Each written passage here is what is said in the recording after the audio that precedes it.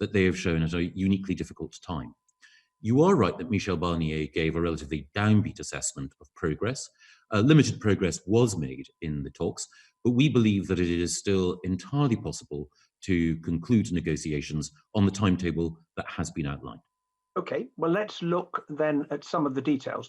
Now, you told us last time that you're not doing an economic assessment of a future partnership deal, but you'd be inviting a range of organisations to give their views on what the impact of a free trade agreement with the EU might be. Is that actually happening? Yeah, we intend to crowdsource views to have the widest possible range of views. I think that most economists and most people who are engaged in economic modelling at the moment are naturally, as your first question implied, looking at the specific challenges that the coronavirus has created and looking at how we can make sure that we make the right decisions with respect to public health and also take into account the impact of restoring the economy to a greater degree of activity than is current at the moment, to consider the interactions between the steps required to bring about that renewed economic activity with the public health concerns that we all have. So that's the focus, I'm sure, of most economic modelling, but we will be inviting organisations to give us their economic models, projections and analyses so that we can be as open as possible with the widest possible range of views so that people can make their own judgments about some of the policy decisions in front of us.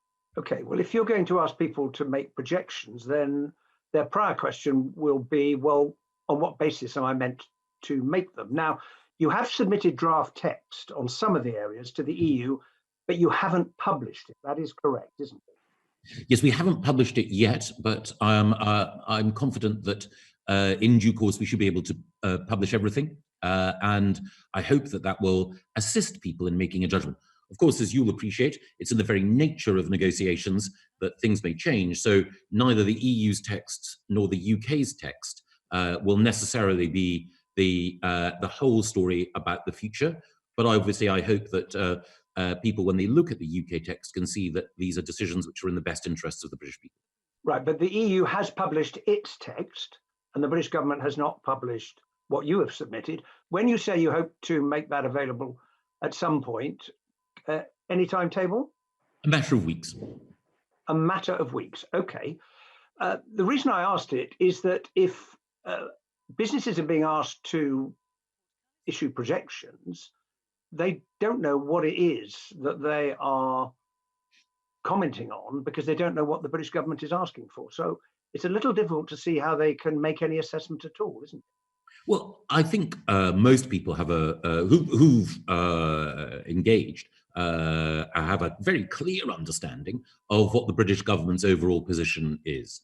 Will be outside the single market and outside the customs union. That means that there will be new customs requirements on both UK and also EU businesses. So the broad shape of what we seek, I think, is there. And whether or not we get a Canada-style or an Australia-style outcome at the end of this process, then businesses will know that outside the customs union, that similar customs processes would be required, whichever one of those scenarios we eventually land with. Okay, well, since you mentioned customs arrangements, let's turn our attention to that. You confirmed in February the assessment that's been made that about 50,000 customs agents will be needed for trade with the EU from January of next year. Do you happen to know how many of those have been recruited to date? Well, I know that we've been talking to the industry about both creating a customs agent academy and also working with them in order to ensure that they have the capacity required. I don't know, but I can report back to the committee what the uptake in the additional number of people who've either undergone training or who are being deployed might be. Right, but you don't know how many have been recruited to date. Turning No, to Northern Ireland, what kind of customs checks should businesses both in GB and Northern Ireland now be planning for under the Northern Ireland Protocol? Well, the Northern Ireland Protocol is, as you know, the subject of work both within the Joint Committee and also by the specialised committee that is a subcommittee of the Joint Committee, in order to ensure that we can allow the protocol to work in the interests of the citizens of Northern Ireland. And we are all committed to making sure that the economy of Northern Ireland can be as robust as possible, in keeping with the principles that underpin the Good Friday Agreement, which of course exists to make the people of Northern Ireland feel that their interests are first and foremost in the minds not just of the UK government, but also the Irish government, and of course now the European Union as well. Well, indeed, we're aware of that. My question was, what kind of customs arrangements and checks are businesses that trade currently between GB to Northern Ireland, what are they meant to be planning for? Well, we want to make sure that we can have the smoothest possible access for goods from Great Britain to Northern Ireland. And of course, we have a commitment to unfettered access for goods from Northern Ireland to the rest of the United Kingdom. But the specifics of the protocol depend on work that is now being carried out in the specialised committee, which will meet on Thursday. Right, but it will be different from what happens now when goods move between GB and Northern Ireland. It will be different. Well, the one area which is particularly important and where we know that we have to be clear about any changes is the movement of products of animal origin, because we want to respect the fact that for as is already the case, for epidemiological reasons, the island of Ireland is one unit. So for those who are engaged in that particular range of businesses, more work in the specialised committee is required in order to ensure that we have the best possible set of arrangements. But I don't want to prejudice the work either of the Joint Committee or the specialised committee in making sure that we're clear what the best arrangements are. Okay.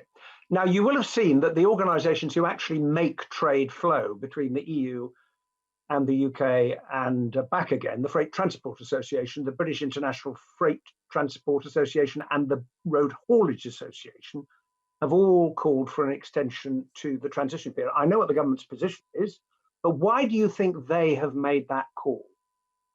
Well, I think you'd have to ask them. So you've no idea why they think it is necessary to extend the transition period. You haven't had any discussions with them, even though they're absolutely the heart of how trade flows? Well, I would never want to ventriloquise on behalf of any other organisation. I wasn't asking you to do that, Mr. Gove. I was just asking whether you've talked to them at all about their assessment of the position, given that you told us earlier that you're very keen to hear from everyone who's involved what their assessment of current circumstances and the likely outcome is. You'll be aware that the government has a specific team, the Border Delivery Group, led by a fantastic civil servant, Emma Churchill. The BDG, forgive the acronym, has been in touch with all of those organisations in order to make sure that we understand what their concerns are and seek to address them. But I wouldn't consider it to be my job to try to speak for them, because I would worry that I would unfairly represent their positions. Well, no one would wish you to do that. Is it still the government's position that if insufficient progress is made by June, the UK will walk away from the talks? Well, both the UK and the EU will take stock at the end of June. There are two more negotiating rounds, one in mid-May and one at the beginning of June. So I wouldn't want to anticipate what would happen, but I think it is the case that both the UK and the EU will want to ensure that talks progress. But as I understood it, the government's position was if it makes its own unilateral assessment that progress is insufficient, it will say that's it. Is that remain the government's position? It is both the UK and the EU's position that we will review the situation at the end of June. Right. But I wouldn't want to preempt that decision. Okay. And finally, from me, as you'll be only too well aware, many UK businesses at the moment are not functioning. The government, it's reported, is paying the wages of 3.8 million people under the furlough scheme. The talks haven't made progress on the key issues. There are just two more rounds to go, and British businesses have no idea what they're planning for, apart from the prospect of a major economic shock to the globe. Is the government asking itself whether the timetables it set out for this process are still realistic in the light of that fundamental change since you last gave evidence to our committee? Yes, I think that it's important to bear in mind that what the government is putting forward are a set of arrangements which are based on existing precedents. We're not asking for anything bespoke or new or tailor-made. We're asking simply for a series of off-the-peg arrangements which replicate what the EU has with other countries. Agreement on the EU side to that would be consistent with precedent and should be relatively rapid to secure. It requires on both sides, of course, a commitment to make those precedents work, but there is no reason why they should not work in this case. I think it's also the case, historians will recall, that the Treaty of Rome was concluded in the space of less than a year. If the foundation of the then European Economic Community could be concluded expeditiously, there is no reason why we can't secure agreement here expeditiously. And I'm confident that the EU, for all of the reasons that we both know, will want to operate in a constructive way, as we do, in order to ensure that economic, and social... So, in a word, you're saying to us that the COVID crisis doesn't change the time. Yes, is that the case? I think the COVID crisis, in some respects, should concentrate the minds of EU negotiators, reinforcing the vital importance of coming to a conclusion. Okay, that's very kind of you. Nigel Mills. Thank you. Mr. Gove, last time we had a meeting, I asked you whether you thought the EU's approach was approaching bad faith. I think you replied it was just cheeky. Is that still your position? I would not say that it was bad faith. I'm just going to try and call you up, Nigel, so I can see. Please forgive my finger darting across the screen. I'm just making sure that I can see you. There we are, Nigel. Thanks. Sorry. Yes. No, I don't think so. I think that if we look at it, there are certain things that the EU are asking for that, to our mind, don't properly respect the nature of the decision that the UK has made. As you know, the Prime Minister secured a mandate at the general election for a particular approach. The British public gave him that mandate.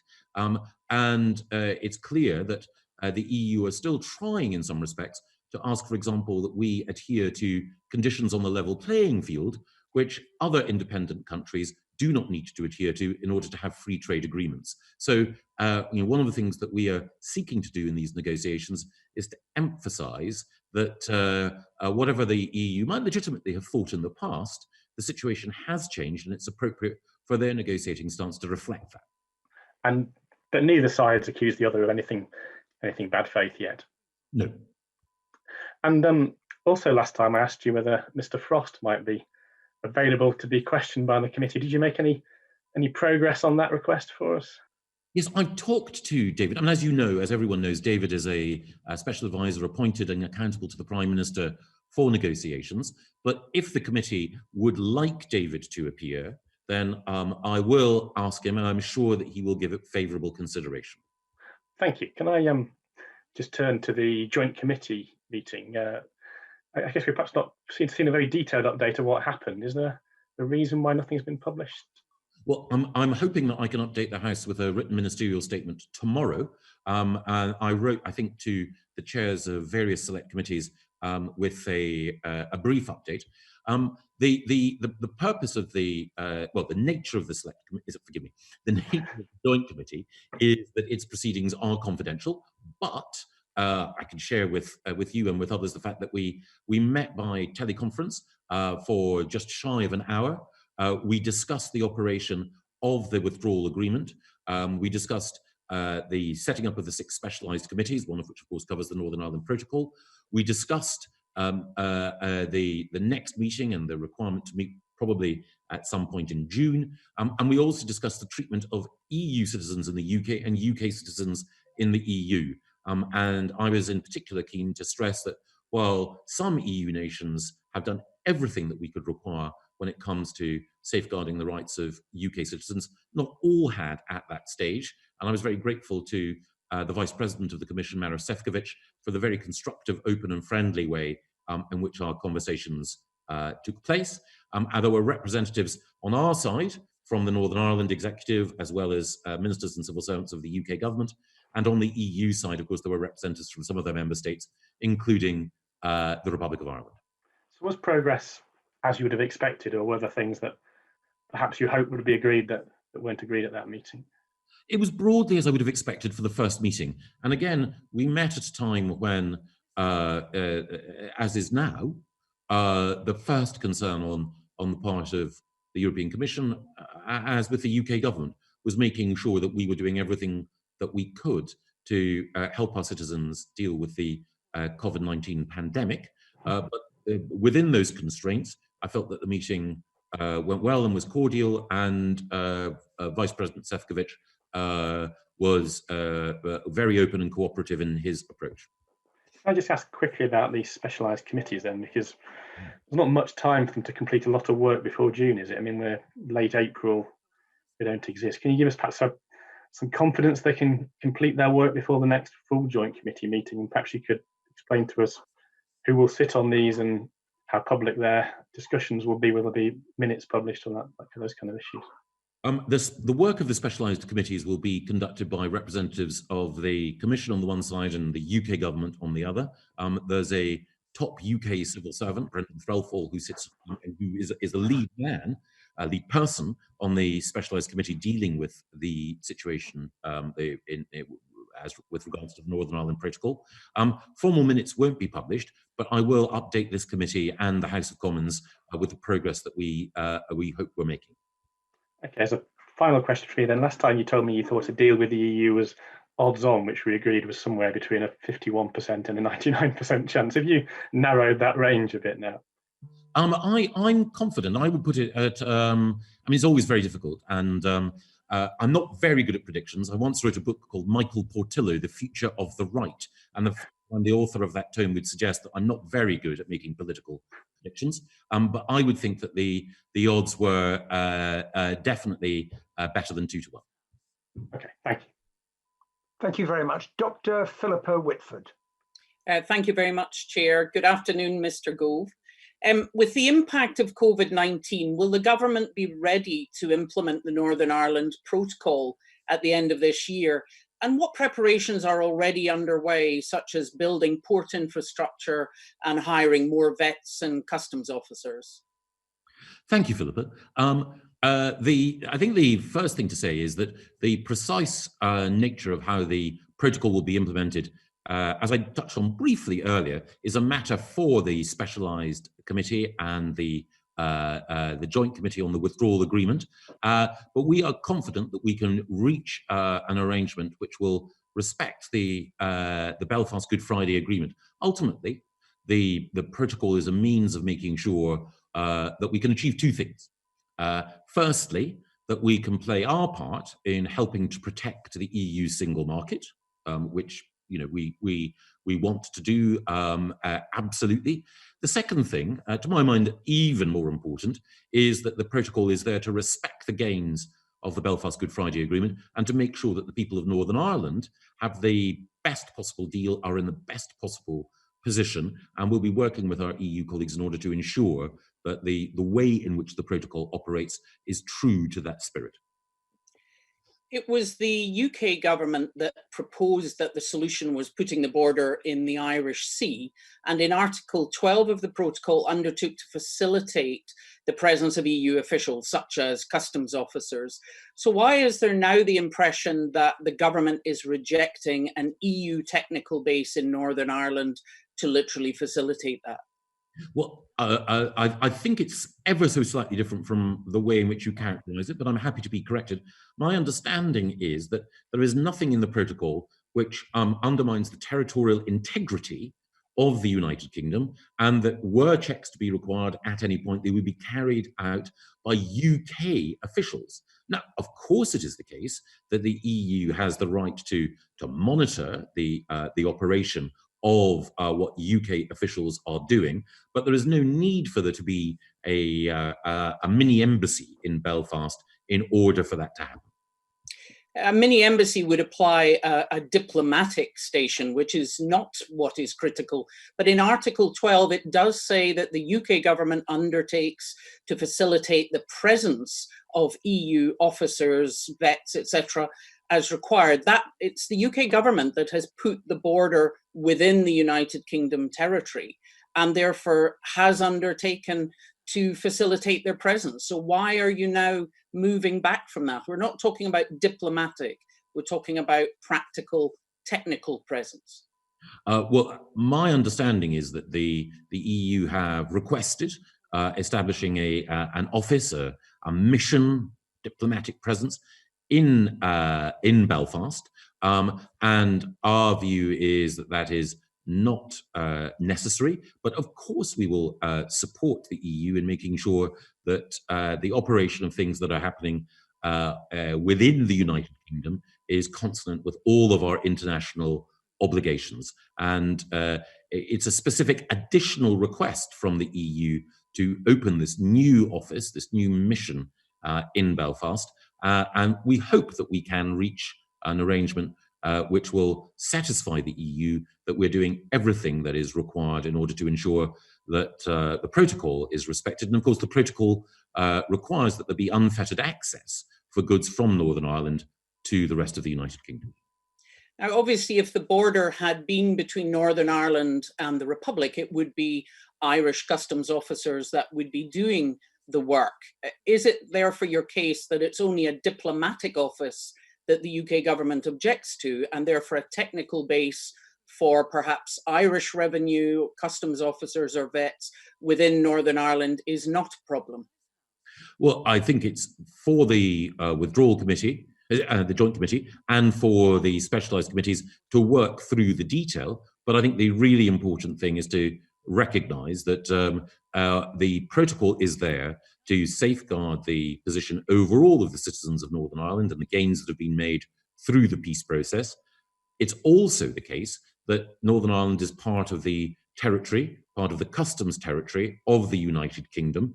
And so while we will do everything required in order to ensure that the EU has the information that it needs, it's also important to stress that these are checks that, if ever required, have to be carried out by UK officials. But in Article 12, it talks about EU officials having a right to be present. Are you now saying that that is not the case, that the EU officials have no right to be present? And if that's the case, why did the government sign up to Article 12 of the protocol? No, I'm saying that it's UK officials who should carry it out. The EU has a right to ensure that those processes are being carried out in accordance with the protocol. But I don't believe that it would be necessary, as I say, to have a mission in Belfast in order to do that. Finally, Mr. Gove, what guidance and support is being given to Northern Ireland businesses regarding shipping goods in either direction across the Irish Sea? And do you really think they can be ready by the end of the year for the new bureaucracy involved when many businesses are simply trying to stay afloat during the COVID-19 crisis? It's a very fair point. And of course, let me at this stage say a thank you to the Department for Transport. The UK Government Department for Transport has intervened to support ferry routes and also to support air travel routes for Northern Ireland, part of our commitment to every part of our precious union. It is also the case that alongside that, that we are making sure that we stay in touch with Northern Ireland business, because one of the things that Northern Ireland business and indeed Northern Ireland's wider civil society wants to do is to ensure that, as well as maintaining unfettered access for goods from Northern Ireland to the rest of the United Kingdom, that we can also have the best possible, lightest touch approach, which makes sure that Northern Ireland businesses can maintain their economic links with GB and indeed with the island of Ireland and the wider EU. And that's the spirit in which we're operating, and that's the spirit in which the conversations that I've had so far with both the First Minister and the Deputy First Minister of the Northern Ireland Executive have been conducted. But are they being given financial support or guidance now? It's not very far away in business terms for them to get ready. I do appreciate that, and we are always ready to make sure that all support for business in Northern Ireland that it requires can be provided.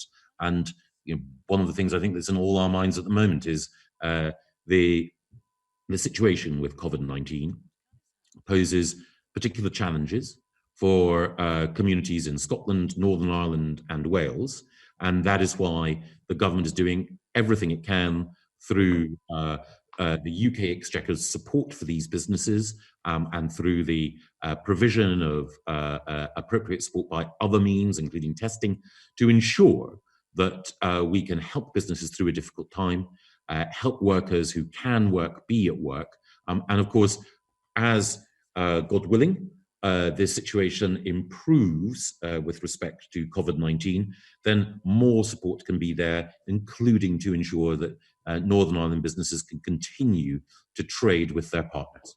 Thank you. Sally Ann Hart. Yes. Hello, can you hear me? Thank Yes, you, Chair. Thank you. Yes. Thank you. Mr. Gove, good afternoon. I'm looking at questions to do with the round of the negotiations, which throws up 4 key areas of disagreement, Yes. namely the level playing field, fisheries, governance and criminal justice. I just wanted to have a look first at the level playing field. And when we're looking at the level playing field and those areas of disagreement, specifically looking at the EU draft text of the agreement on the new partnership with the UK and at the press statements by Michael Barnier and the UK government. So what I'd like to know is, under the EU's draft text, which is at Title 3, Chapter 2, Section 1, if the UK were to comply with the state aid level playing field requirements of the EU, as provided in its draft agreement, would our government have been able to provide the unprecedented financial support to individuals and businesses during this coronavirus? I think it's a very good and open question, and one of the reasons why we want to be outside the legal architecture of the European Union at the end of the transition period is so that we can have the maximum flexibility when it comes to state aid, to government procurement, and to other steps that we may need to strengthen our economy. Now, we've seen the way in which during the COVID-19 crisis, some of the principles of the European Union have been set aside very prudently by the EU to enable member states to take the appropriate steps required.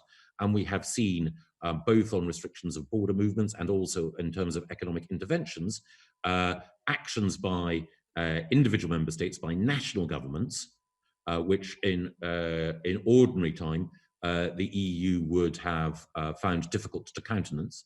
I think there's a broader question here, given that in dealing with a crisis like this, international cooperation is key, but also national governments need to have nation-specific measures.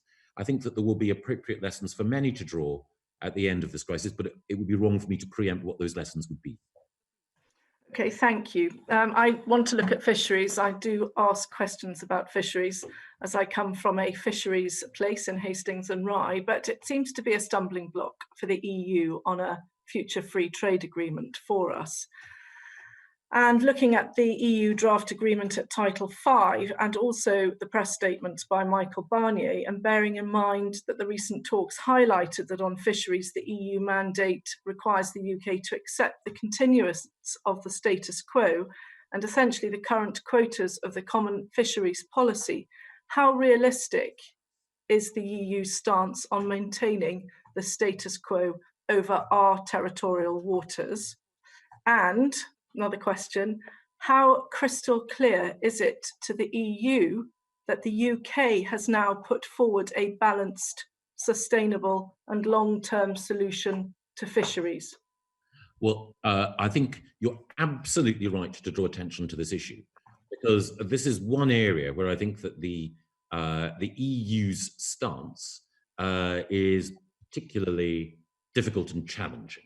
The EU quite rightly say to the UK, look, you're leaving and we respect that. You cannot have the same rights if you do not have the same obligations outside the EU as inside the EU. And we accept that. we accept that the nature of our economic relationship will change. We'll have a free trade agreement. We won't be members of the single market. But the EU don't appear to accept their own logic when it comes to fisheries. They want to continue to have more or less the same access. They particularly want to maintain what's called the relative stability mechanism, which governs access to our waters on the basis of out-of-date historical patterns of fishing. Our view is when we leave, we'll be an independent coastal state like Norway or Iceland or the Faroes, and therefore access to our waters should be negotiated on an annual basis in the way it is with those other countries. And it's another example of one of the areas where the EU's negotiators are not treating the UK yet as they would treat other independent countries. So we're saying all we want is an arrangement which is one that you extend to Norway, the Faroes, and Iceland. And I hope that the firmness with which David Frost has articulated our policy will lead the EU to reflect and to rethink, because we're not going to change our position on this. Thank you. So what you're picking up on that, what you're saying in effect is that the EU treats other independent countries as sovereign nation states, where it has a little bit of a stumbling block when it comes to the UK as being an equal or independent nation state. Certainly with respect to fisheries, and I also believe with respect to the level playing field as well. Yes, okay, thank you. So when we're looking at these issues, the fisheries, the level playing field, the governance and the criminal justice issues, these haven't been resolved yet. No, they have not. On governance, the EU want a single overarching treaty, and again, they seem to treat the UK as though it were, an accession country with like the Ukraine, with a particular set of arrangements appropriate for that, not as a sovereign independent country. And then on criminal justice, the EU is asking of us adherence to a particular method of monitoring our access, our adherence to the European Convention on Human Rights, which it asks of no other country. It doesn't even ask of its own member states. Thank you. So they've got a long way to go in their idea about Britain being a sovereign member state, a sovereign state, independent state. Just one more question from me, Mr. Gove, and that's: have there been any further areas of disagreement when we're looking at, for example, geographical indications? Is this an issue? Has it thrown up problems with the identification of food and where food comes from, etc.? It has been an issue in the past, but I'm pretty confident that we can come to a good accommodation there. I'm also confident, I understand and appreciate that the EU's negotiators are operating to the mandate that they were given, but in these negotiations, there's greater clarity in the EU's understanding of our position, and that will mean that we can make progress. But all the issues that you've identified, they have been the major obstacles so far. Okay, thank you very much. Anthony Higginbottom. Thank you very much. Can you hear me, Mr. Gove? Yes, I can, Anthony. Thank you. Perfect. I want to talk on legal text, if I can, which is never the most exciting topic, but it's important nonetheless. I wonder if you could tell us the number of draft legal texts we've shared with the European Commission, what those cover, and what we've still got left to table. We've tabled draft legal texts that cover the free trade agreement that we want, the type of security cooperation that we would like to see, and a number of other areas. The one text that we have not yet tabled is on fisheries, but we propose to table that. One of the reasons for not tabling that is we were trying, as Sally Ann Hart's questions brought out, to ensure that we were in a position to have the EU understand our basic position.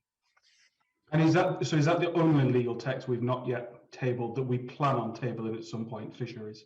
Yes. And you mentioned that whilst the government hasn't shared the draft legal texts either with EU member states or with Parliament or with the public. You do plan on doing so at some point in the next couple of weeks. Yes. Does that extend to fisheries? Is the plan to publish everything for the public and Parliament to see in one go, or will there be a phased approach to that as well? We'd like to publish everything together if at all possible, and that is certainly our intention and hope. Okay, so, and on that fishing legal text, the proposal, is there a rough ETA? Just very conscious, we've got Sure. just over 2 months before we've got to make significant progress. And given the past question about where the EU is starting from and the need for us to make progress quite quickly. Yes, we want to do it as quickly and safely as possible. We wanted to wait until after this round of negotiations, but I'll come back to the committee, either appearing in person or writing to you in advance of our publication of those to lay out our thinking about timing and manner. That's very helpful, thank you. I know we picked on it in the last committee meeting when you came as well, but I wonder if you could talk through some of the advantages that the government sees of tabling these legal texts on an individual or more piecemeal basis rather than what we've seen from the EU on this catch-all agreement. Well, you're right that we've taken a different approach, and again, I think it's a sort of difference of philosophy.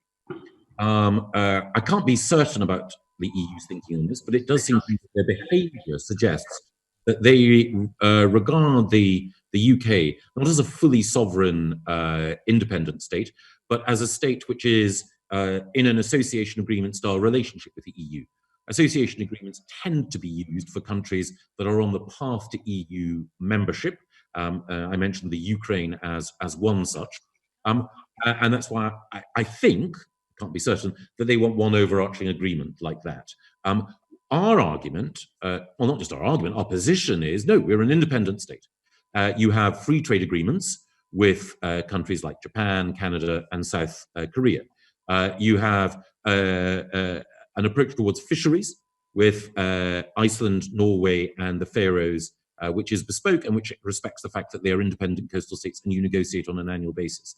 You have security arrangements with other countries. We want to have a good security partnership with you, but it's not because we're somehow a quasi-EU state. It's because we're a strong security partner with shared interests, but an independent country. And it's part of the approach that we take. Each of these agreements should be based on, wherever possible, existing precedents. And these existing precedents are all agreements that the EU has entered into with other sovereign nations. So I'm right in saying the way in which the government has approached this, the way in which it's tabled these draft legal texts is entirely with precedent and in line with the way the EU would have negotiated with other partners. And so the way the EU is still negotiating with us is more akin to the way it would have done with a third country seeking membership. That's right. Exactly right. Okay, that's very helpful. I wonder if you could also just give us some insight into why the government hasn't yet published its draft legal text more wider, given that the EU has, and whether there was consideration of, once the EU had published, whether the government should publish at that time. Well, it's a very fair challenge, and I think the EU felt that it had to publish its text because its negotiators would be reporting back to COREPER, the group of national representatives in Brussels, and so it would have emerged anyway. So they made a virtue out of a necessity, I think. But I don't want to criticise. That's understandable. We wanted to make sure that the Commission had time and space to look at our proposals without noises off, because we wanted to make as much progress as possible, and we believe that this was the best way of facilitating that progress. But now, again, I agree, it may be appropriate after that first round of negotiations to consider how we might publish that legal text. And has there been any pushback from member states who have not yet seen it, which, I have to say, I think is entirely right and appropriate given the challenges we had in the last stage of negotiations? But has there been any pitfalls because they've not yet seen it? Or do you perceive any pitfalls because they've not yet had a chance to look into it? Not that I'm aware of, no. Okay. And one other question, if I can. When the EU published its draft legal text, this comprehensive agreement, it pulled out specifically the foreign policy and defence section. Does it remain the government's position that we should not be seeking an agreement on this, and that existing mechanisms are sufficient to cooperate on foreign policy and defence? And if that is still the government's position, does the EU recognise it? Because it would seem to me to be a bit of a waste of time if during the very precious time we've got to conclude these negotiations, we're talking about an issue that one side has made very clear, both in a general election and since, that we don't intend to form an agreement. I think that certainly the leaders of individual EU nations understand and appreciate that. As we've discussed in the past, when it comes to defence cooperation, Britain and France have very, very strong bilateral relationships. And of course, NATO allows us to work with countries outside the EU, not just Canada and the United States, but also Norway. And it seems to me that that's the right approach towards defence cooperation. Okay. And so you don't think we're spending time trying to negotiate an agreement we don't intend to negotiate? I don't believe so, no. Okay, thank you very much. We need to move on. Nicola Richards is next. Thank you. Good afternoon, Secretary of State. I'd just like to ask a question in relation to coronavirus, which I know you've already touched on. And you said that you think coronavirus should concentrate the minds of the EU to come to a conclusion. And I think we all would hope that to be the case. But do you expect it to impact on the ability of the European Commission to keep all 27 member states on board with any compromises? Well, that's a profound question. And I think it is the case, to be fair to the Commission, that they have reported back to member states, and they've made sure that member states know how the negotiators are doing in pressing forward their own mandate. But it is the case that different EU states have been affected in different ways by the response to COVID-19. And it has also created, in the same way as our own government has been coping with new pressures, European nation states have been responding, Italy, Spain, France, Germany, Belgium, the Netherlands in particular, to these challenges. And some governmental bandwidth, understandably, is occupied with these questions. And it's also the case that for countries that are members of the single currency, there have been particular challenges which have preoccupied them at European councils. You know, my hope, my wish, my fervent hope is that the countries of the European Union can resolve these challenges together, and they can be strong and healthy economies and strong and good partners to us. But it is undeniable that a fair-minded observer looking at the situation would say that there are difficult challenges ahead, both for individual member states and for the EU itself. However, the professionalism of the Commission negotiating team and their focus on trying to make progress has not, so far as I can see, been affected.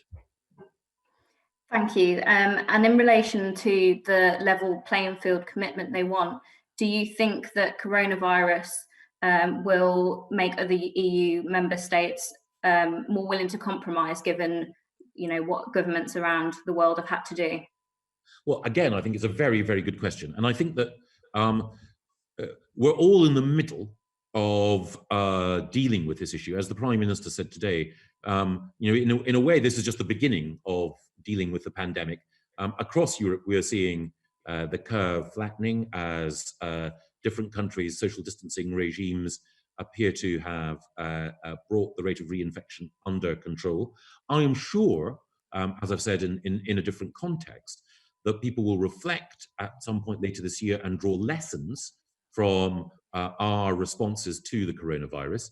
And I think that there will be, some very thoughtful conversations about the role of nation states, the nature of international cooperation. It's already been the case that we've seen countries, including France and Germany, consider the vital importance of reshoring capacity, particularly when it comes to pharmaceutical and personal protection equipment. So I think there is a broader conversation about domestic economic resilience and the limits of globalization, which we'll all be having. But at the moment, I think it's important that we we work together on those areas where international cooperation is clearly in everyone's interests, as it is in sharing information, sharing science, working together to develop a vaccine, and so on. Okay, thank you very much. Thank you. Next, it's Seema Malhotra. Thank you very much. Thank you also, Mr. Gove, for giving evidence to us today. The political declaration proposal states that the parties would support or should support the establishment of a dialogue between the European Parliament and the Parliament of the United Kingdom where they see fit, in order for the legislators to share views and expertise on issues related to the future relationship. You'll be aware that the Commission has produced a draft text which proposes the creation of a parliamentary partnership assembly as part of that future relationship. Does the government support the principle that there should be a formal parliamentary structure established as part of the future relationship? And would you see that as happening during transition or after transition? Well, I'm open-minded. I mean, we already have a number of different fora in which UK parliamentarians can meet European colleagues. The Council of Europe provides one of those, but I certainly think that having an opportunity for our colleagues in the European Parliament and colleagues in the UK Parliament to share thoughts and concerns and to better understand the political dynamics that both of us are dealing with, I think that can be a good thing. The devil would always lie in the detail, because one of the things that, following on from our earlier conversation, that I'd want to stress is that any cooperation should be seen as something that two sovereign entities choose to enter into for the benefit of both, rather than it being seen as somehow a waiting room or antechamber to the European Parliament itself. But I'm sure that practical arrangements could be made. And one of the things that I'll take away from this is I'll talk to our negotiating team about how we can try to move forward as quickly as possible, because naturally we want to do this without prejudice to the outcome of the negotiations in other areas. It does sound like you would be willing to consider something happening during the period of transition as well, which I think some members of the European Parliament have also called for, which I think is very interesting.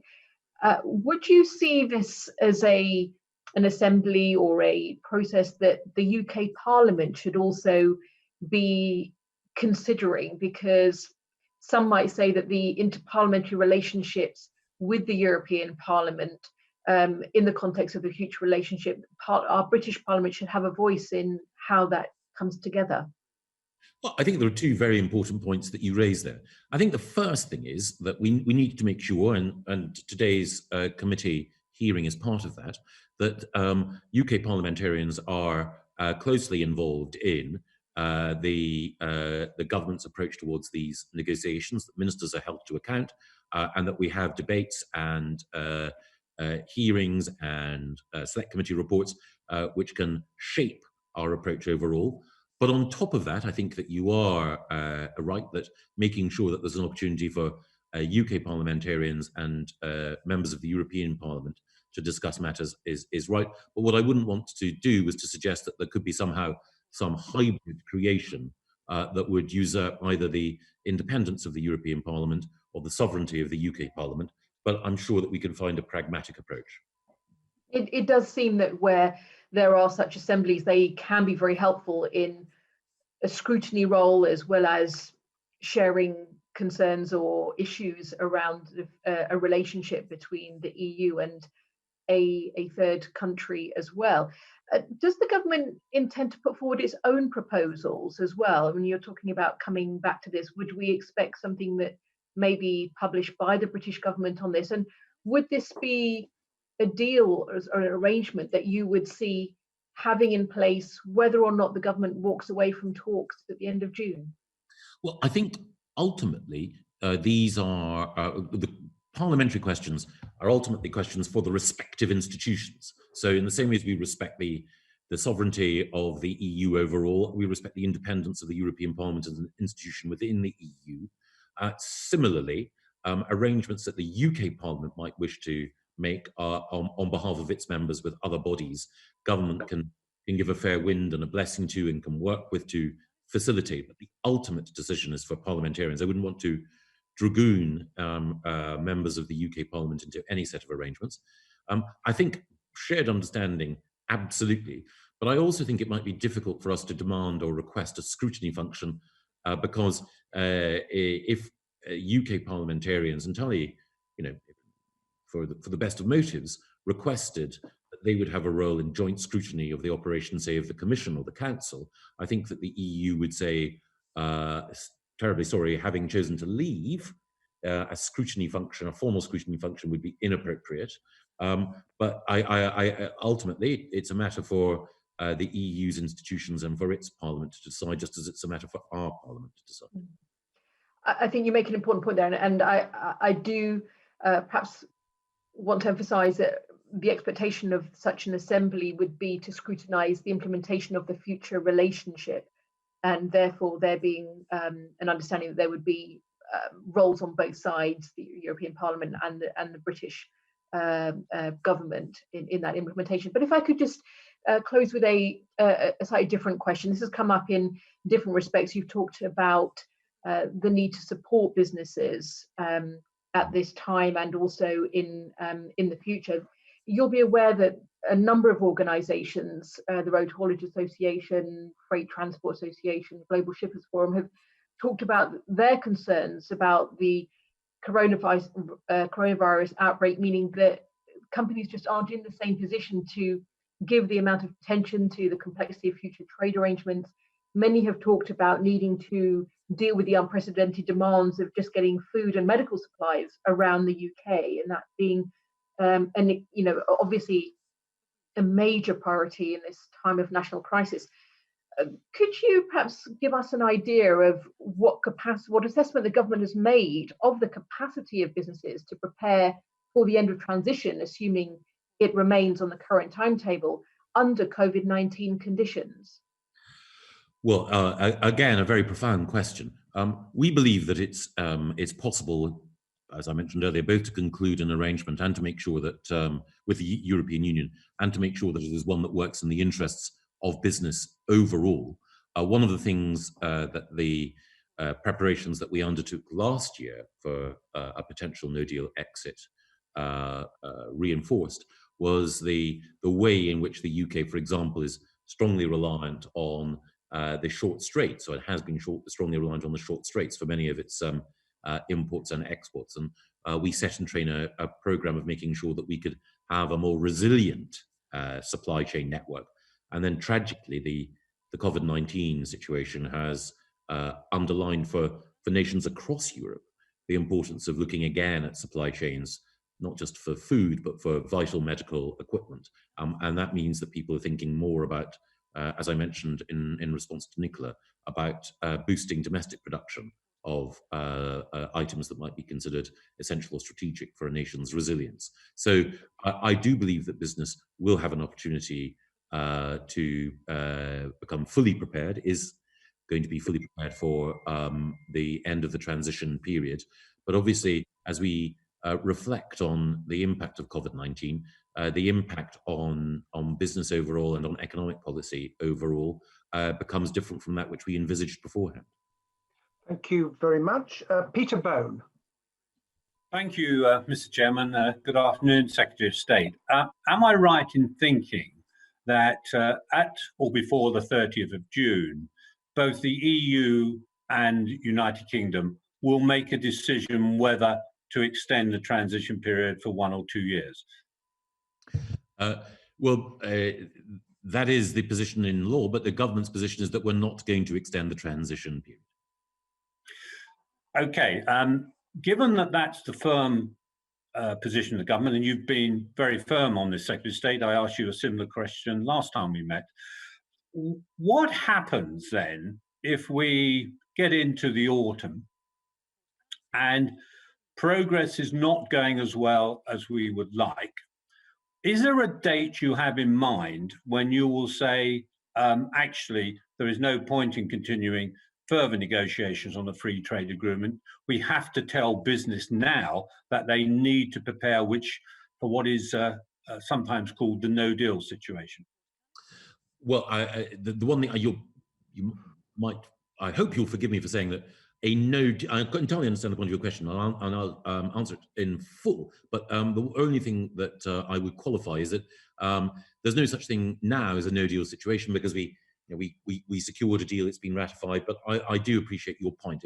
If it is the case that we haven't concluded every aspect of a free trade agreement, I think experience tells us, including the experience last year, that deadlines concentrate minds.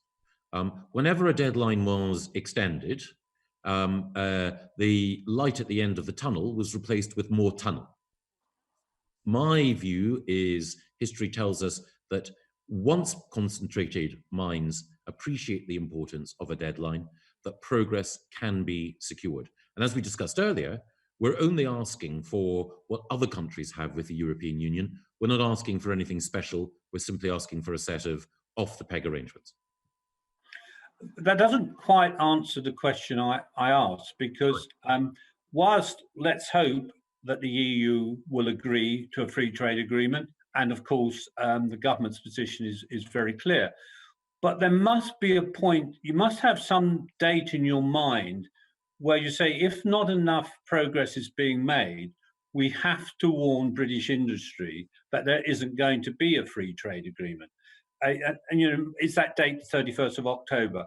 Or do you have no date in mind? Very fair challenge. I'd say two things.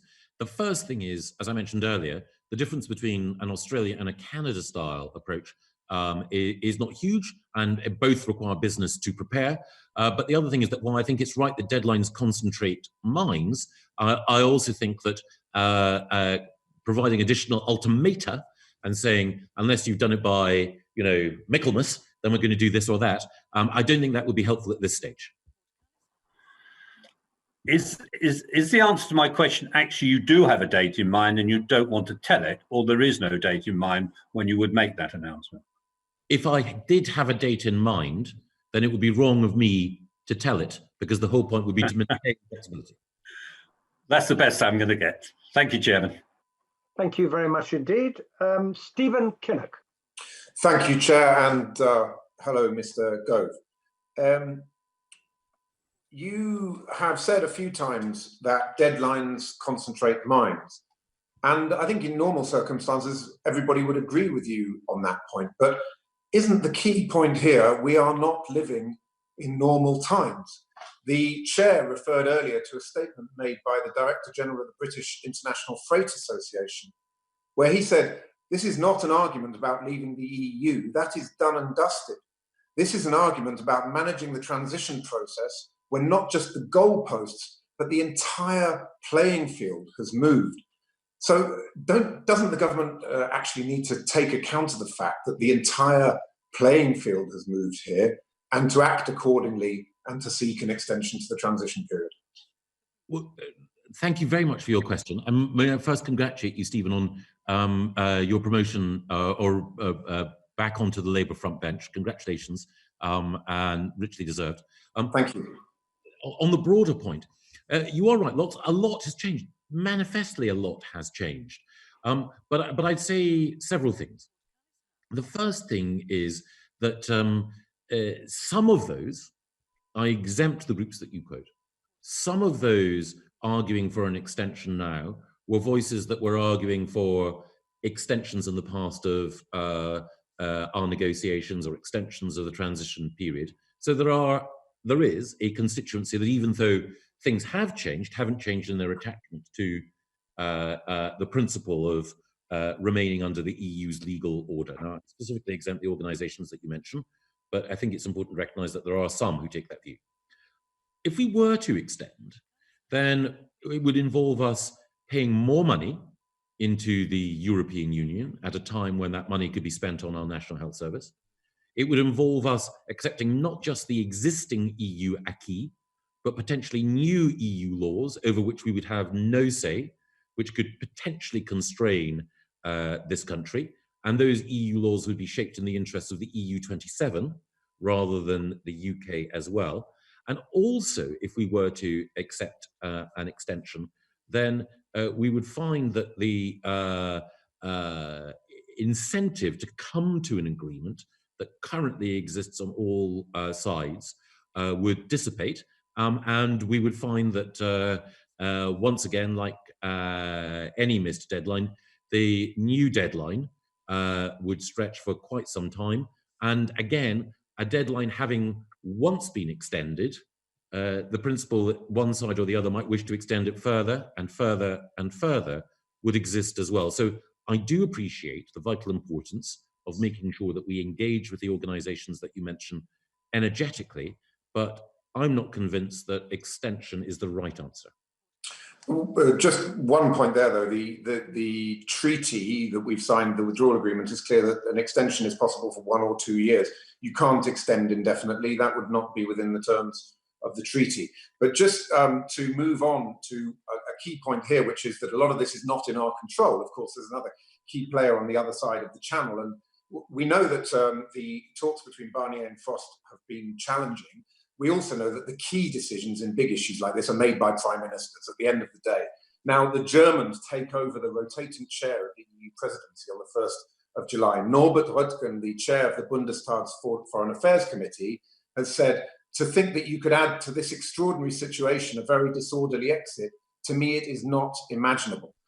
Do you have any evidence at all to suggest that the prime ministers of a continent which has been stricken by the worst crisis that we've seen since the Second World War are going to give any real time or priority to getting this future relationship deal done? I've met Norbert Röttgen. He's an immensely distinguished and thoughtful figure, so I'm sorry not to agree with him on this occasion. But I think that it's far be it from me to suggest what might be in the EU's interests. EU member states and EU politicians will make those own judgments.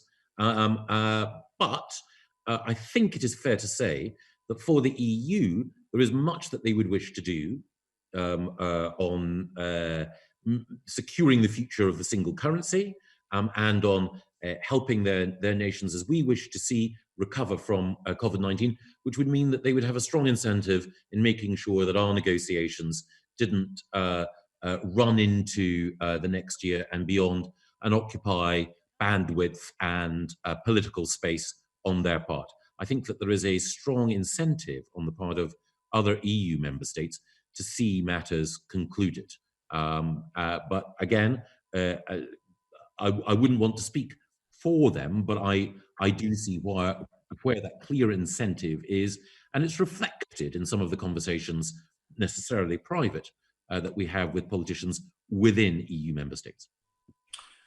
Thanks. How many British civil servants have been redeployed from the future relationship talks to tackle the COVID-19 crisis? A significant number. I mean, I've got the figures here, but I think it's probably fair to say that it's just shy of 100, I think. So 100 British civil servants have been redeployed to deal with COVID-19 away from the future relationship talks. Don't you think that's having a massive impact on our capacity to complete these talks by the 1st of July? No, I think that it is the case that those who have been redeployed are people from, there are two particular task forces, Task Force Europe and the Transition Task Force. Their redeployment of some of the, the very, very best civil servants in the country is appropriate to the challenge that we face. But it is also the case that during the conduct of negotiations last week, that Task Force Europe had its work supplemented by individuals from across Whitehall who were subject specialists in their areas. So Task Force Europe and the Transition Task Force have had some of their top people, as it were, redeployed to COVID-19, but at the same time, the teams have had all the help they need from departmental specialists in areas like fisheries and trade to ensure that their work can continue. Thank you. Just a final question. A lot of this really is about very difficult choices that government has to make, and we completely understand that. But what do you think is more important, sticking with an arbitrary deadline or taking decisions in the best interest of the health and safety and security of the British people? And don't you see that any disruption, even based on the deal that the government wants to get, a free trade agreement, will involve disruption, potentially disruption to supply chains? And wouldn't it be better to put the health and safety and security of the British people ahead of an arbitrary deadline? I think that's a very fair challenge, and I agree with you that we should put the health, the safety, the security of the British people, and also the health and safety and security of our friends and partners in the European Union front and centre of all decision making. My belief is that if we can conclude, which I believe we will, an agreement by December, that works in everyone's interests. I respect the fact that there are others of goodwill who differ, but it seems to me that it is a legitimate difference rather than anything else. Okay, thank you very much. Mark Fletcher. Good afternoon, Mr. Gove. In your answers to Nicola Richards earlier, you touched on the challenges that COVID-19 has had on the EU, particularly on the members of the single currency. The current political and financial battles in the EU have shown serious fault lines and an unprecedented apology issued to Italy. Do these challenges and disagreements underline the importance of wrapping up these negotiations and agreeing a future relationship one way or the other with the European Union as soon as possible? I think they do, absolutely, Mark. You're right. I mean, countries within Europe have faced specific challenges as a result of COVID-19, but the institutional architecture of the European Union also faces challenges as well. Ursula von der Leyen very graciously apologized to the Italian people, but the political climate in Italy is changing, and we have seen a growth in skepticism towards the effectiveness of the EU in Italy, tied to a number of factors. And we've also seen some differences on how the sharing of the debt burden and the operation of the single currency should proceed in the future between countries like the Netherlands and Italy. It's in all our interests that the European Union resolves some of these questions. It's in all our interests that the different political perspectives with respect to COVID-19 and other matters that prevail between Western and Eastern European nations are resolved. We want to see the European Union economically and politically as strong as possible. One of the ways in which we can help is by making sure that we reach an agreement on our relationship by the end of the 31st, because that means that we will be off the books, as it were, in a position as an independent country to trade and to cooperate with the EU, while the EU can look at its own challenges and resolve them in what I'm sure will be a pragmatic way. Well, speaking of off the books, you've said repeatedly that we aren't going to extend the transition. Does the desire not to extend underline the importance of using existing agreements that the European Union has with other sovereign bodies as the starting point for this negotiation, so that we can effectively cut and paste and move at speed? That is exactly right. Because everything that we're asking for is something that already exists in other documents, you are right. We can cut and paste in order to ensure that we can reach agreement. And we've specifically taken this approach because we respect the EU's legal order. We respect the way it operates. We're not trying to suggest that the EU should offer us anything that it doesn't offer other independent sovereign nations. And we think that is a way of expediting this process, and that it's a reasonable approach. And I hope, as a result, that we can move quickly to a resolution, because again, from the EU's point of view, making sure that we can get an agreement is in its interest and its member states' interest. And of course, it's, as I mentioned to Stephen, in our interest as well, that we don't have new EU law being made that will have an impact on the UK without our having a voice in that process. Well, you mentioned respecting the EU, and a lot of attention has been placed on the level playing field regulations. And you outlined to the House on the 27th of February a number of areas where the UK exceeds the EU when it comes to sort of environmental and workers' rights. Can you just assure the committee that the UK is not insisting that the EU reaches a level playing field when it comes to the UK's higher standards?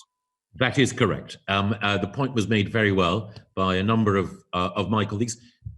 We are independent sovereign states or independent sovereign entities. We would expect in the free trade agreement, a broad set of non-regression principles, as there are in all free trade agreements. But it is not the case that you need to have the type of level playing field provisions that the EU are requesting of the UK. And indeed, we are not requesting that the EU has the same ambitious approach towards, for example, net zero that we have and that another non-EU state, Norway, has.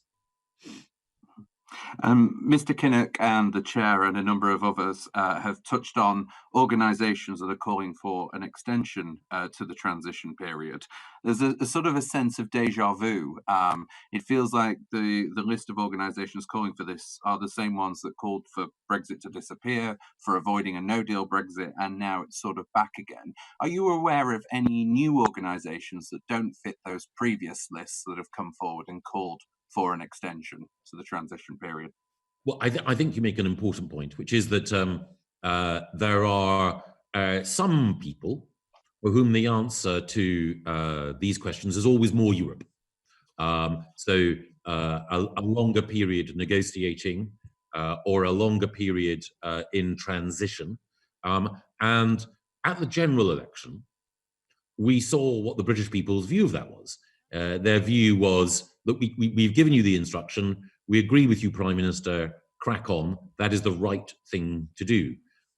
And while one mustn't put too much emphasis on a single opinion poll, there was a recent opinion poll that asked people, were we right to leave? And it showed that more people now believed that, there's been a shift in conviction that we were right to leave and that we should get on with it. So, of course, we listen to organizations that make important technical points about how we can better prepare.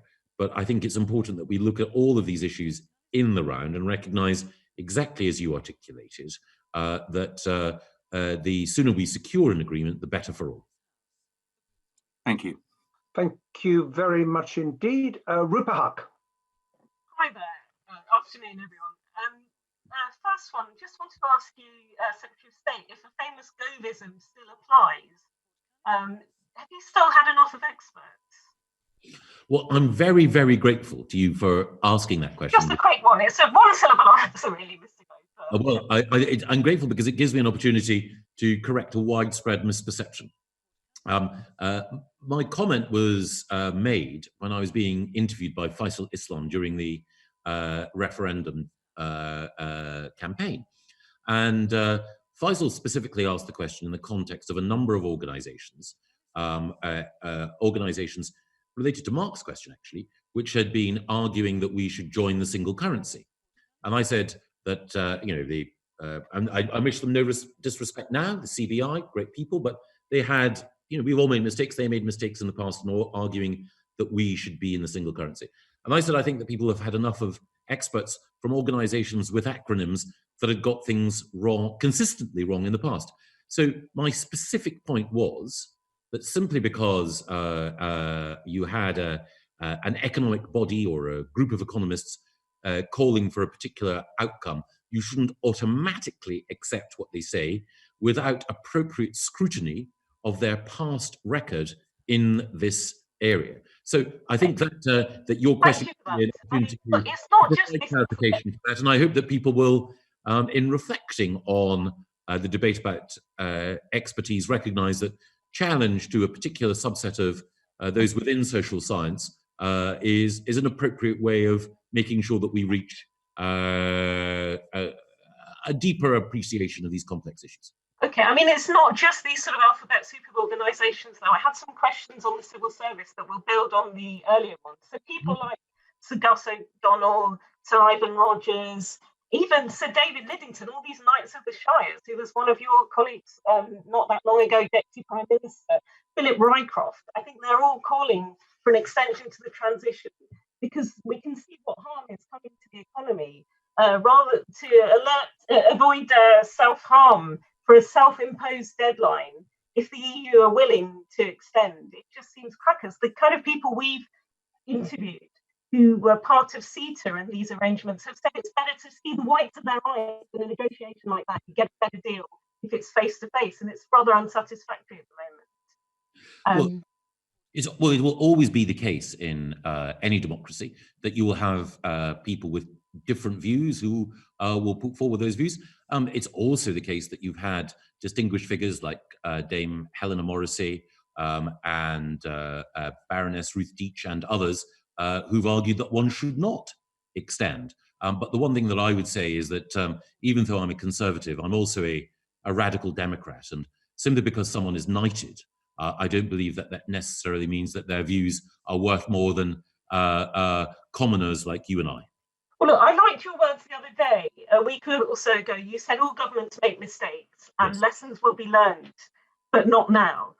I mean, we've seen the lessons learned from the Windrush report. And I wonder, when are we going to see the lessons learned from Operation Cygnus? Because that was specifically about pandemics. And we know it said that there was not enough PPE, not enough ventilators, not enough ICU beds. Are we going to see the results of that ever? As interested to know how many civil contingency staff and civil servants were possibly diverted away from looking at the outcome of that and into no-deal Brexit planning instead. Well, several things to say there. The first is that it is the case that the risk register that government compiles had both the risk of pandemic flu and also the risk of a SARS-style coronavirus outbreak as part of the risk register. What no country was prepared for was the specific nature of the COVID-19 virus. There are questions that will inevitably be asked about its initial emergence in Wuhan and the steps that might have been taken then. Very legitimate and important questions from which we can all learn, and I think in due course we can do that. It's certainly the case that lessons are learned every day. We all appreciate, as we know more evidence about how the virus works, how we can... Take our eye off the ball of sort of implementing some of the recommendations from that. When last year, in fact, the last 3 years, so many staff from the civil service, sometimes on very expensive contracts because they've been taken in from outside and paid on an hourly, daily rate, have been chasing phantom ferry contracts, all these kind of things, and not been what we've been ill-equipped to deal with this one. I'd say at least three things. The first is that our preparation for different Brexit outcomes meant that we explored and developed a far better understanding of the resilience of our economy, our NHS and other institutions. It was also the case that our preparations last year meant that we augmented our stocks of personal protective equipment. And the third thing that I would say is that, as you can see, the NHS has risen magnificently to the challenge that we face. And when it comes to ICU capacity and ventilator capacity, we've been able both to source from abroad the ventilators that we need and also to increase domestic production from a standing start. And I want to thank those involved in engineering and medical supplies who've done that. Personal protection equipment remains a global challenge. Every Western country is grappling with it, but the appointment of Lord Dayton in order to increase domestic capacity is welcome, as are the energetic efforts of our diplomatic service to secure supplies from abroad. And our ambassador in Beijing has done an amazing job in making sure that we can secure personal protective equipment for all 4 parts of the United Kingdom.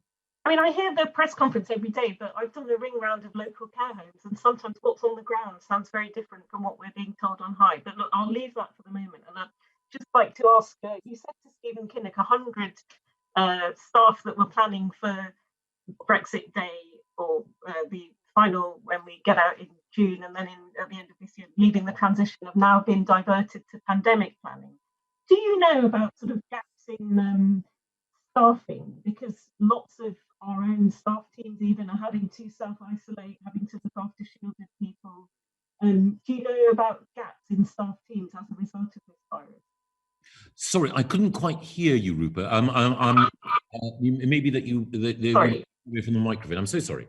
Okay, look, we know, I think you told Stephen Kinnock that 100 staff have been moved from Brexit planning to dealing with the pandemic. Do we know about gaps in staff teams because of staff who've had to isolate, who've fallen ill themselves, that kind of thing? Because again, that's the reality on the ground.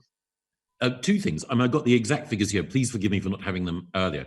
It is 47 civil servants from the Transition Task Force and Task Force Europe who've currently been redeployed to COVID-19 work. So my apologies for that. I knew the figure was less than 100, but it's exactly 47. More broadly, thanks to the leadership of the Cabinet Secretary and others, we've sought to make sure that the civil service can operate in a resilient way.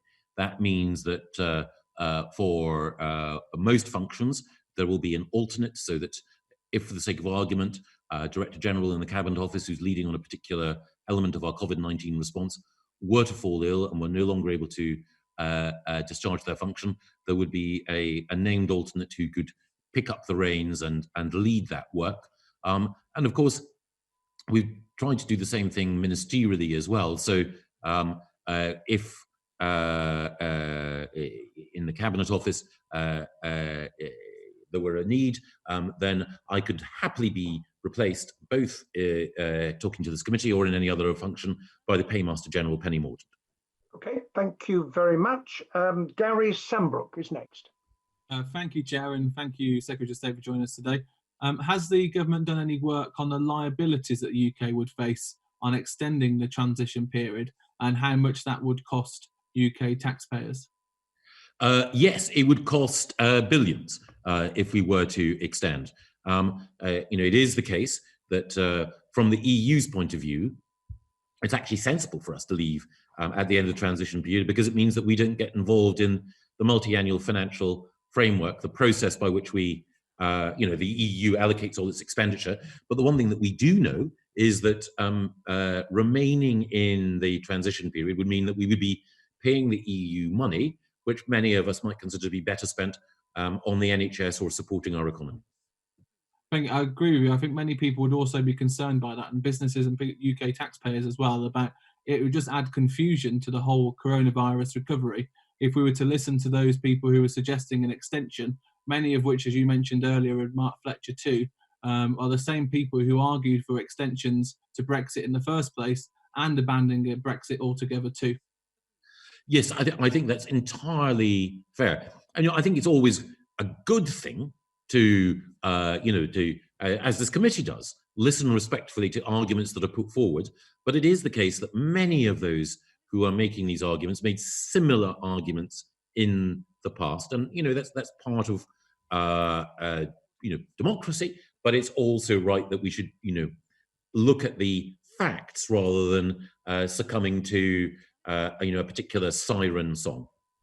Thanks. And the actual process of requesting for an extension, from what I've had a look at, isn't easy either, is it? Because this requires a series of negotiations in themselves, all before the 1st of July, on the terms of the extension. Member states also are required to approve that, and maybe even regional assemblies too, which could result in more delays, more confusion for businesses and taxpayers. So do you agree with me that we should just get on with it and make it work? I think you put it brilliantly, Gary. The most important thing is to recognise we can make it work. No one has said it's impossible to get the agreements, because they're all based on precedent, signed off. As we discussed earlier, the Treaty of Rome, the very foundation of the European Union, was done in under a year. I think it would be in everyone's interests to make sure that we can conclude that agreement, and then we can get on with free trade and friendly cooperation. Thank you. Okay, thank you very much. Matt Vickers. Matt. Hello. Looking at the capacity of businesses to prepare for the end of the transition period under COVID-19 conditions, are there any specific steps being taken to mitigate any additional challenges business might face? And what would government advice be to businesses who are considering furloughing staff who might otherwise be preparing for the end of the transition period? Well, I wouldn't want to give specific advice to businesses on furloughing staff or other steps at a very, very difficult time. Business has it tough at the moment, and we want to do everything to help. I wouldn't want to second guess individual decisions. But more broadly, I think it is the case that we want to make sure that UK business is in as strong a position as possible to fuel our collective recovery at the appropriate point. And one of the things that we are doing and will do to make sure that appropriate advice is made available to business about how to adjust to the new normal in our relationship with the European Union, even as it adjusts to the new normal or will adjust to the new normal in respect to dealing with COVID-19.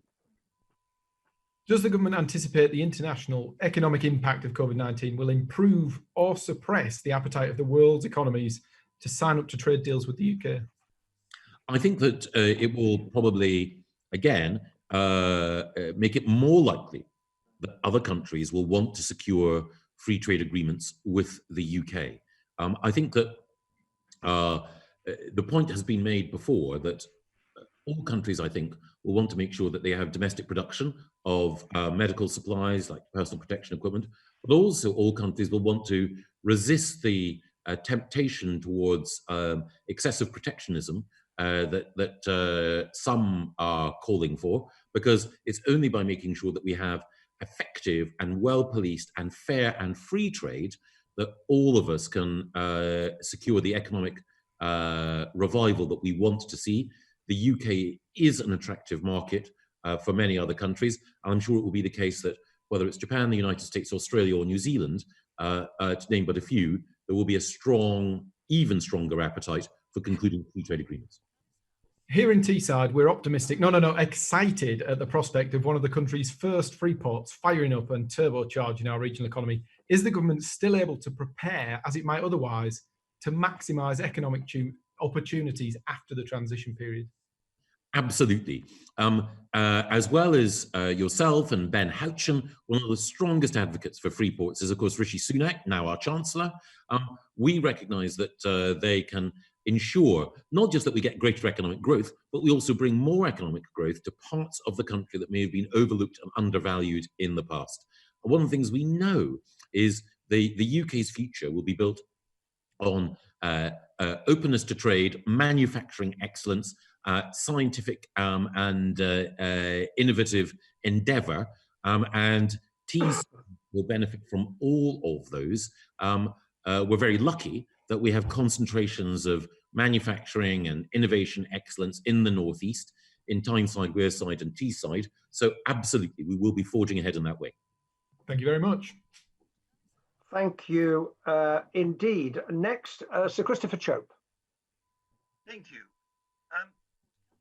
Minister, can I ask you about the issue of immigration? Because taking back control over our borders was one of the great benefits that was going to flow from leaving the European Union. And yet you will know, and I know, that there's enormous public anger and exasperation at the record numbers of people arriving on our shores who've come in small boats from northern France. What are you doing about this? Because it was bad enough when it was just illegal migration, but now it is also potentially a health hazard. Well, thank you, Sir Christopher. You're absolutely right on both points. And the Home Secretary has made sure that Border Force can continue to deal with the challenges of illegal migration, and indeed also with attempts to corrupt trade flows. The Home Secretary made clear in her press conference at the weekend that Border Force, the National Police Chiefs Council and others are working to deal with this situation. One of the things, of course, that we want to do is to make sure, and I realise it's a very, very separate group of individuals, that we do want to continue to get UK nationals who want to come back to the UK into the UK. That's why our airports remain open. And we also want to make sure that we allow the goods that our NHS needs to come into the country. That's another reason why we keep our airports open. But certainly when it comes to small boats from Northern Europe. It is a public order as well as a public health issue, and the Home Secretary is determined to ensure that Border Force has all the resources it needs to deal with this challenge. But is it actually delivering?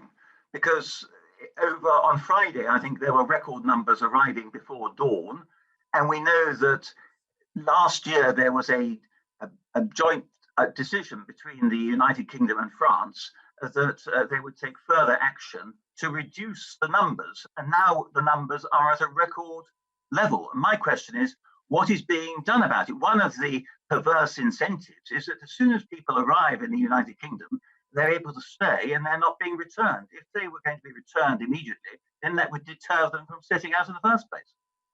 I absolutely take your point. I mean, one of the things that we absolutely seek to do is to deter and to work with the French government and indeed the regional government in the Pas-de-Calais region in order to make sure that we can mitigate this threat. But there are also public health challenges as well, and it's through cooperation with the French authorities and with others that we can best meet them. But I will relay your concern to the Home Secretary. As I say, in conversation with her, she's been determined to ensure that Border Force has the resource it needs to deal with this particular challenge for the reasons that you outlined. But no one doubts her determination. But when are we actually going to see some results? Because Border Force should be able to have additional resources available now to patrol the channel and deter these people from coming. Why are there record numbers of people coming in small boats? Well, I will ask the Home Secretary and then write back to the committee or appear in front of the committee again to give a fuller account of what Border Force is doing and is not doing in order to deal with this particular challenge. I appreciate your concern. I know that this is an issue on which the Home Secretary is working. It's not, I'm not trying to evade anything, not my direct area of ministerial responsibility. I will come back, and indeed I'll be in the House of Commons tomorrow, actually, so I can seek to address the challenge there. Thank you. Thank you very much indeed. Joanna Cherry. Thank you, Chair. Good afternoon, Mr. Gove. I wonder, can I take you back to the progress of the negotiations? Given that measures have been put in place to allow these negotiations to proceed with the European Union, notwithstanding this terrible health crisis in which we find ourselves, and given that there are issues being discussed in those negotiations, such as fisheries, for example, which are of high importance to the devolved nations, can you tell us why the Joint Ministerial Committee of the British government and the devolved governments hasn't met for 3 months? Well, thank you, Joe, for your question. One of the things that it gives me an opportunity to do is to thank, through this committee, ministers in the Scottish Government, the Welsh Government and the Northern Ireland Executive, with whom I've been in near daily contact over the course of the last few weeks. So I had the opportunity earlier today to discuss our response to COVID-19 with Mike Russell, and I've also had the opportunity to discuss it with John Swinney, Aileen Campbell, and other ministers in the Scottish Government, and their cooperation on a UK-wide basis has been hugely valued. It's also the case that just the other week, in the absence of the Prime Minister, I was able to speak to the First Minister of Scotland, the First Minister of Wales, and the Deputy First Minister and First Minister of Northern Ireland, along with the Mayor of London, and we discussed a range of issues, and again, their constructive approach helped shape our response to social distancing measures. My colleague, the Paymaster General, Penny Mordaunt, is in touch this week with representatives from the Scottish, Welsh and Northern Ireland governments in order to discuss our approach towards negotiations. It's one of her responsibilities to update each of the devolved administrations, and I hope to have a JMC-EN very shortly in the next week or two in order to make sure that the collaboration and cooperation, which has been such a feature of the cross-United Kingdom response to this crisis, is maintained for our negotiations. But it still doesn't answer my question as to why the Joint Ministerial Committee hasn't met for 3 months. So I appreciate there's a crisis on and that you're in touch with Scottish Government ministers about the crises. But what I want to know is why this very important committee hasn't met for 3 months while negotiations have been ongoing about devolved matters. Can you explain to the committee why no meeting has taken place? Well, as you mentioned, I've been meeting daily with ministers from all of the devolved administrations. It has not been a case in any one of those meetings that ministers from devolved administrations have said that the number one priority for me is to convene a meeting of the JMC-EN, but we are going to do so for the reasons that you articulate, and that will be in the next 2 weeks. And I believe a formal request was made by the Scottish Government last week. Are you indicating that Penny Mordaunt is going to respond to that request formally this week? Yes. If you spoke with my colleague in the Scottish Government, Mike Russell, over the last few days, you'll be aware that he is concerned that the only information he's getting about the progress of the negotiations between David Frost and Michel Barnier is by reading David Frost's tweets. Now, I'm assuming that given your reputation for courtesy, you'll agree with me that it's not acceptable for the minister with responsibility for the Constitution in Europe in the Scottish Government to not be kept formally up to date with what's going on. And it's not acceptable for him to find out via Twitter. So can you indicate what channels of communication you'll put in place to make sure that Mr. Russell and indeed others in the Scottish and Welsh governments are kept formally apprised of the progress of the negotiations? Yes, absolutely. I think it is the case that Penny will be speaking to either today or tomorrow to Jeremy Miles and to Mike Russell. And one aspect of the conversation will be making sure that we can have a JMC-EN in due course. And Mike himself is a very thoughtful and courteous colleague. So I hope that he can be reassured by the conversation with Penny and by the commitment that I'm happy to use your question to give to you and to him, that we will meet soon virtually for a JMC-EN. And on the 19th of March, Mr. Gove, you laid before Parliament, as you're required to do by law, a quarterly report on the progress of the development of common frameworks. So now that was for the period to 25th December 2019. Can you give us an indication of when you'll be in a position to lay a report before Parliament about the following quarter, the quarter covering January, February and March of this year? I'd be keen to do so as soon as possible, and I'll write back to you, Joe, and to the committee with an expectation of the date and the contents. Thank you. Just one final question on a slightly different point. Last week, Michel Barnier said that the future security partnership between the European Union and the UK was being jeopardised by the UK government's refusal to guarantee that it will remain a signatory to the European Convention on Human Rights. Is the government planning to withdraw from the European Convention on Human Rights? And if not, what's the problem about giving a guarantee that we'll continue to be a member in order to allay any fears the European Union may have about the basis for our security partnership? Well, it's certainly the case that we're not going to leave the European Convention on Human Rights. I think that the challenge comes from the Commission negotiating team's request that our adherence to the ECHR be through a particular set of processes and instruments. So it's not the case that we want to resile or revoke or retreat from the ECHR at all. It is the case that the precise means of policing our adherence to it is not one that the EU requires of any of its member states, nor one that the EU requires of independent partners. But no, our commitment to human rights is absolute. And when you say that we won't be leaving the European Convention of Human Rights, is that a view that you express on behalf of the whole of the British government, the whole of the cabinet? I haven't met a single member of the cabinet who takes an alternative view, or if they do, they haven't shared it with me. Thank you.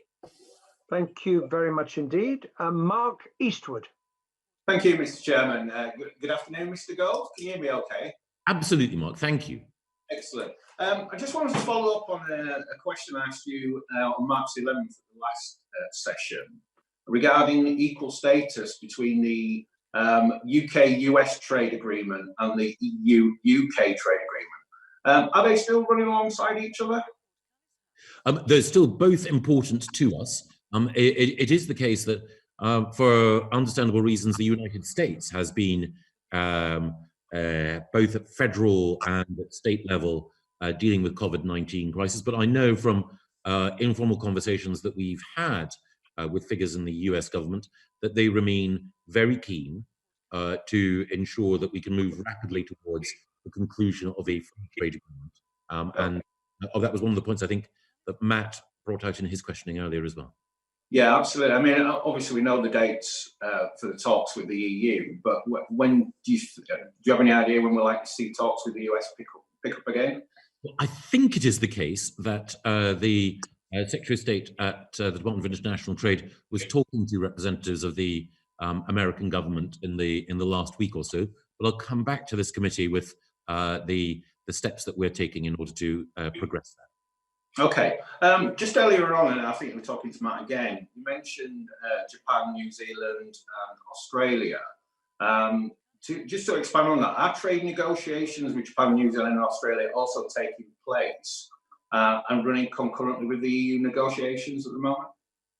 We are preparing. We haven't gone into formal negotiations again because of the COVID-19 situation, but we have made preparations to enter into negotiations with those countries, as well as the CPTPP as well.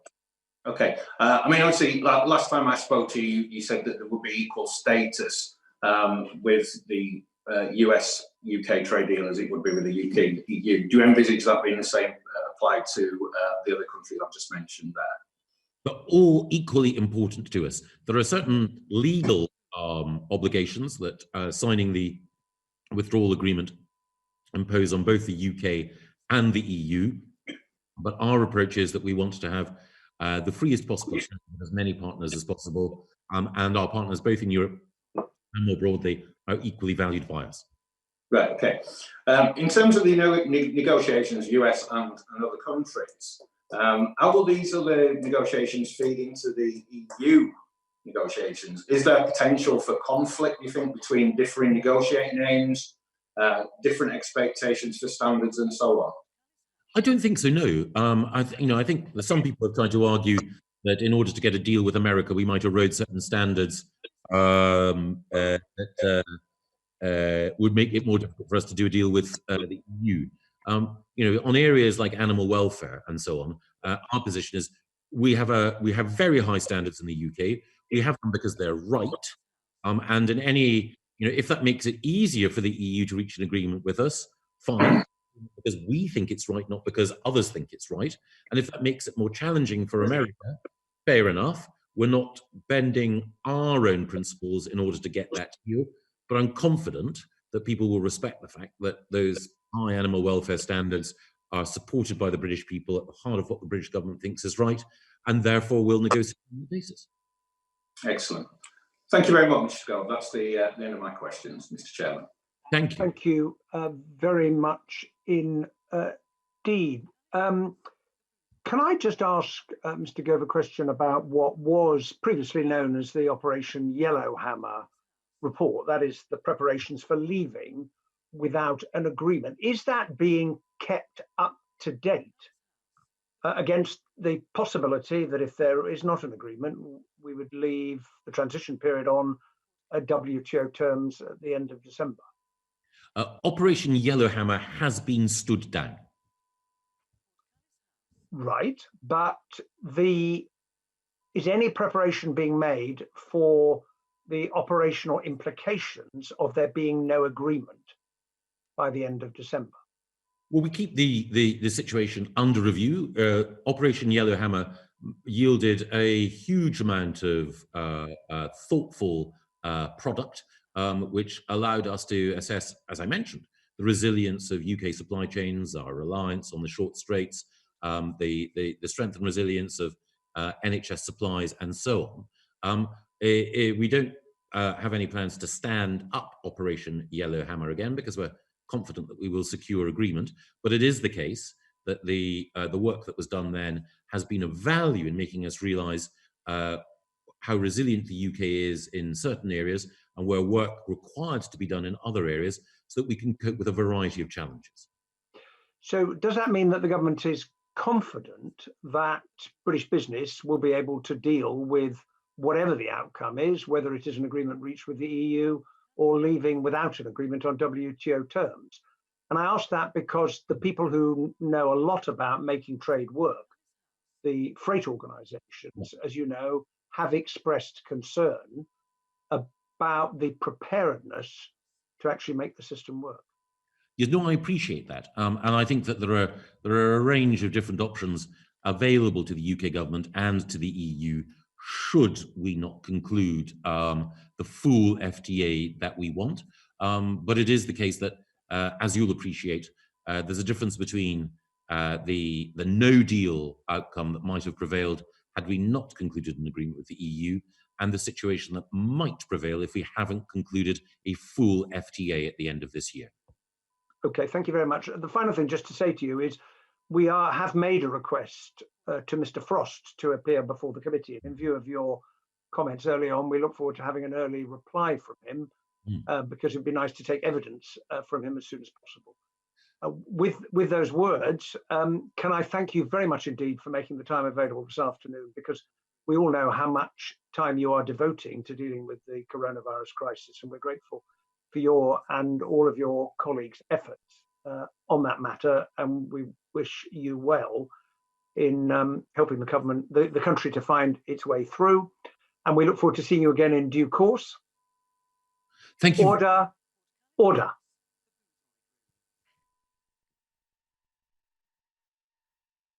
Cool.